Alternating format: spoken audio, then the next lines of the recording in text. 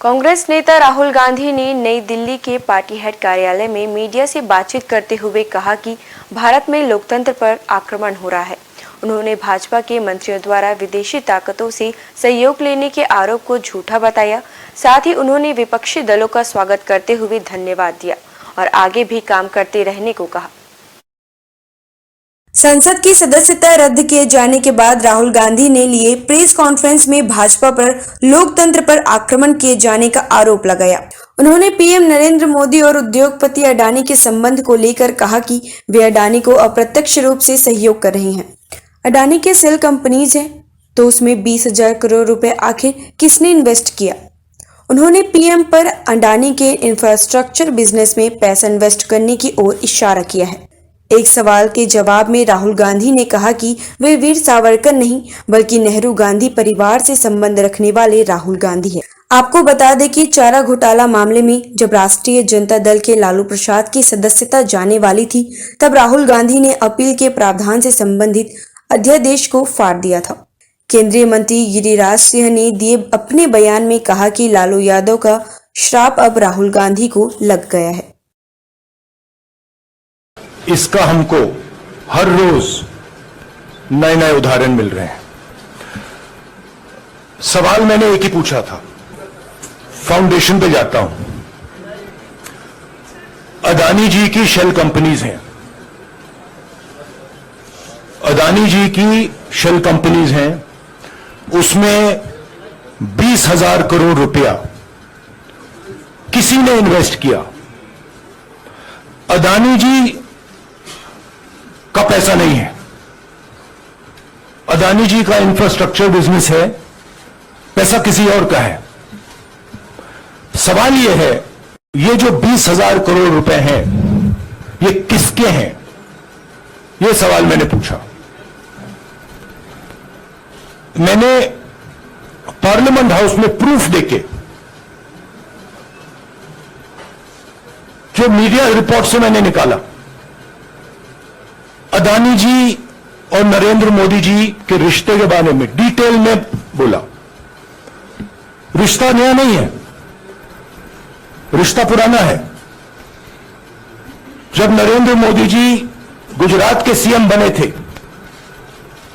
तब से रिश्ता है और उसके बहुत सारे पब्लिक प्रूफ्स हैं। हवाई जहाज में मैंने फोटो दिखाई, नरेंद्र मोदी जी बड़े कंफर्ट में बैठे हुए थे अपने दोस्त अपने मित्र के साथ, पार्लियामेंट में मैंने दिखाई। यह सवाल मैंने पूछा। फिर मेरी स्पीच को एक्सपंज किया गया। मैंने स्पीकर को डिटेल चिट्ठी लिखी, पॉइंट बाय पॉइंट, कि मैंने कहा कि एयरपोर्ट्स अदानी जी को रूल बदल के दिए गए हैं। ये लीजिए रूल की कॉपी जिसको बदला गया है। चिट्ठी लिखी, कोई फर्क नहीं पड़ा। फिर मेरे बारे में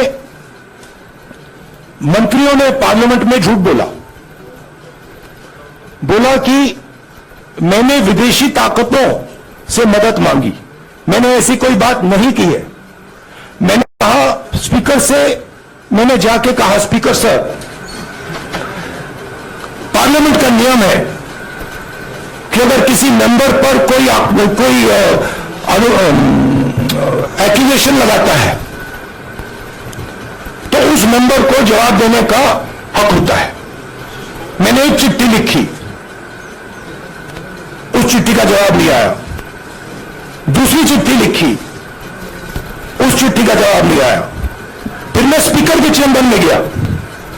मैंने स्पीकर सर से कहा, स्पीकर सर, ये कानून है, ये रूल है, इन्होंने झूठा आरोप लगाया है,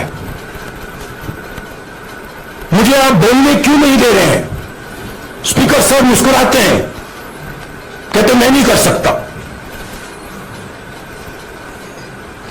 और फिर उसके बाद आपने सबने देखा क्या हुआ।